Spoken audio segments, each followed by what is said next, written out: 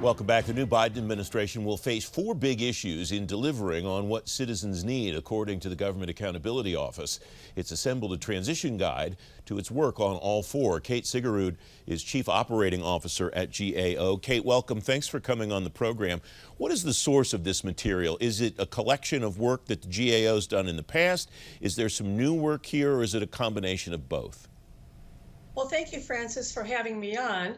I think what you'll see when you go to the transition link on GAO's website is essentially a curated list of GAO's past work that we think will be of greatest interest to the incoming administration and to the new Congress. And maybe I'll just take a step back and tell you how we got here.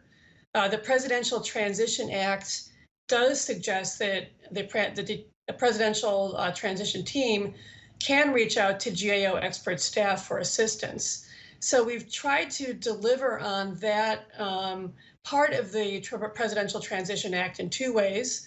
One is by standing up a website that is meant for both the new administration as well as the new Congress that will start in January. And the second is, of course, by contacting the transition team directly and offering briefings or other information from the experts that we have on staff, should that be of interest to them. We've done that in the past, and those contacts are ongoing as we speak. The first of the four that I like to refer to as the big four, Kate, is managing known risk. Managing risk, or even acknowledging risk, is something that it seems to me is relatively new for the executive branch of the government compared to the private sector. Is that a fair observation, do you think? I would say so in general. In some sectors more than others, yes. What do you think, Yeah. What are the items that people should be paying attention to regarding this item?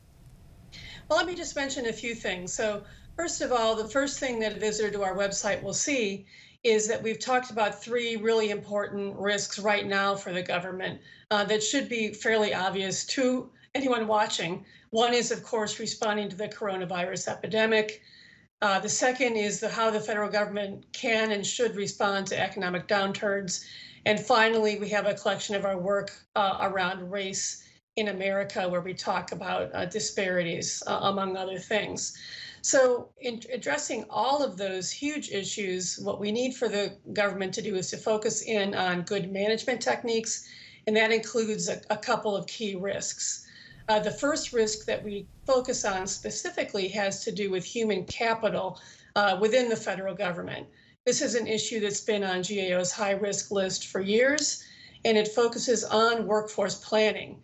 Do we have the people that we need to make the reforms and the administrative initiatives that a new administration will want to take on? The number of people and skill gaps. How do we address skill gaps and hire people nimbly to get around those skill gaps?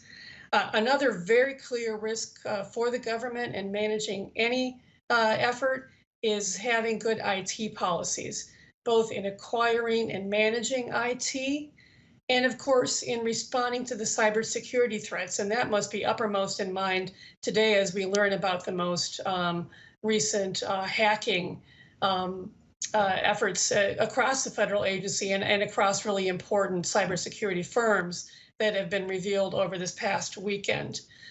A third risk that we talk about is fiscal pressures that will be facing the Congress and the administration. Of course, this is something GAO has written about for years.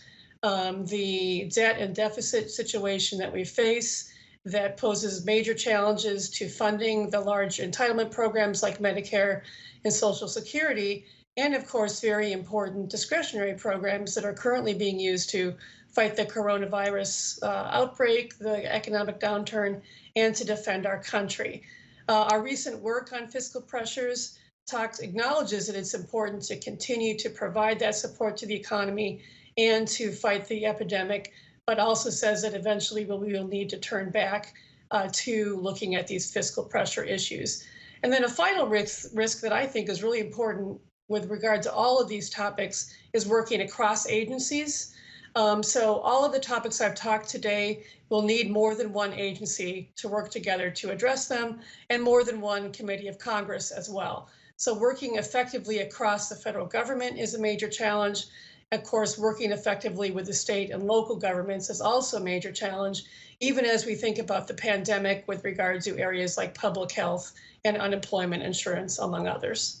Kate, we just have a couple of minutes left, but it strikes me that the opportunity here for the incoming administration and the incoming Congress is to take action that encourages exactly what you just talked about, which is addressing these issues in an enterprise-wide way rather than an agency-by-agency way. Is that kind of what you're getting at here by presenting this information in this way? Yes, and that's the reason that we talked about these strategic challenges, because we know that the solutions will require the talents of people from across the government, state and local government, and a lot of oversight from Congress. The purpose of our website really is to get the ball rolling on congressional oversight and to offer our resources and expertise to the new administration. On the website, we do talk about a couple of other things I might like to highlight that will be available to the new administration and the new Congress early in calendar year 2021.